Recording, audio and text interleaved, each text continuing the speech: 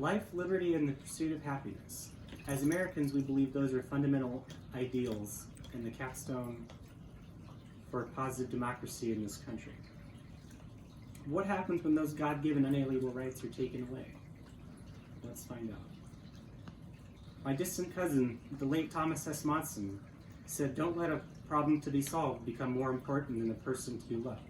And with that spirit, I'd like to delve into my speech on prison reform. So what is it, and why is it important? Tune in and you'll find out. Is it a fundamental need or a complete waste of time?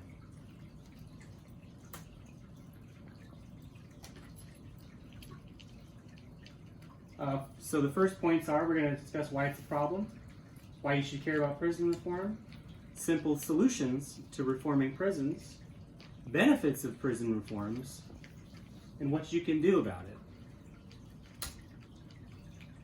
So why is it problematic? Well, there's not enough leeway for sentencing for the judges. There's minimum requirements, some of them over a decade. Politicians love to prove they're tough on crime by sentencing people. We have the highest prison population in the world of over 2.2 million between state and federal, according to the Department of Justice. The war on drugs and private prisons cashing in on prisoners. Between $14,000 a year in Alabama and $70,000 a year in New York annually. We have constitutional violations of at least the First and the Eighth and the 14th Amendments. Violation of freedom of speech. The Eighth Amendment protects you against unreasonable punishments. Are people really getting rehabilitated when they're getting raped and beaten and assaulted by guards in prisons? I don't think so. Higher than normal rates of STIs and rapes, and we won't go into why that's a problem, and overcrowding. If you don't know who that is, that's Ann Richards. She was the governor of Texas before George Bush got elected. She had a tough on crime policy, expanded the state of Texas prison system by 100,000 beds, which were full by 2006. About the only thing that she did positive was get rid of the positive prison system, the private prison system. There's multiple problems. Eighth Amendment violations, like I just said, overcrowding, not enough programs to teach the inmates how to be productive citizens in society, and adding new prisons in Texas to combat the rising growth in crime was going to cost an estimated $543 million. So what did they do? Texas, for example, was the first state to see positive results by going soft on crime. They added pretrial diversion programs, substance abuse centers, and intermediate sanction facilities. It's a pre-prison for people that were on probation as a wake-up call. Look at this. Violent crime went way down.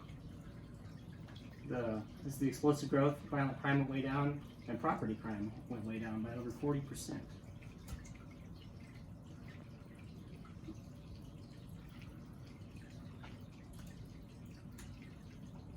There's different reform strategies. Mental health counseling reduces misconduct in prisons by over 22%.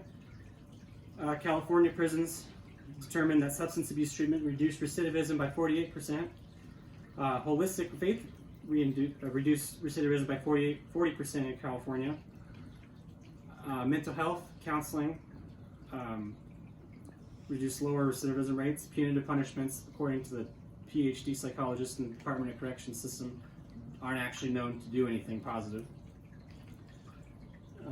There are an estimated 48,000 barriers to reentry. They can range from housing, educational, occupational licensing, food stamp programs. 85% of kids without a dad in the home have a straight school-to-prison pipeline. So I think it's a worthwhile process to get all the parents out of prison if they're nonviolent offenders. For some of these people, this is the best second chance they'll ever get. We should be making prison the worst thing that making prison the worst thing that ever happened to people to the best thing that ever happened to people.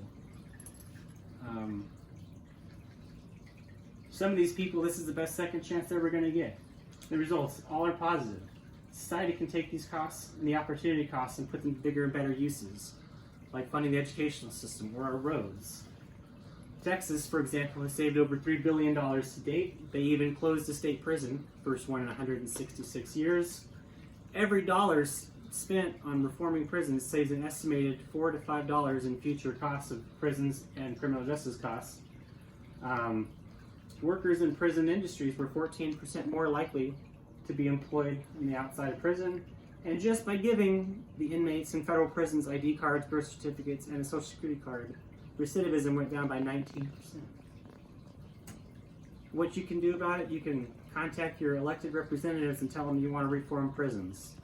You won't regret it. Society will be better all around. Thank you. Do you have any questions?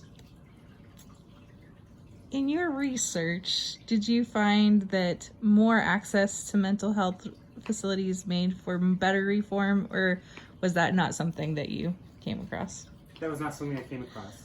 I believe mental health facilities on the outside would reduce crime. Yes. Okay. That's just my personal opinion. Any questions? More questions? No, that's it. All right, thank you. Thank you.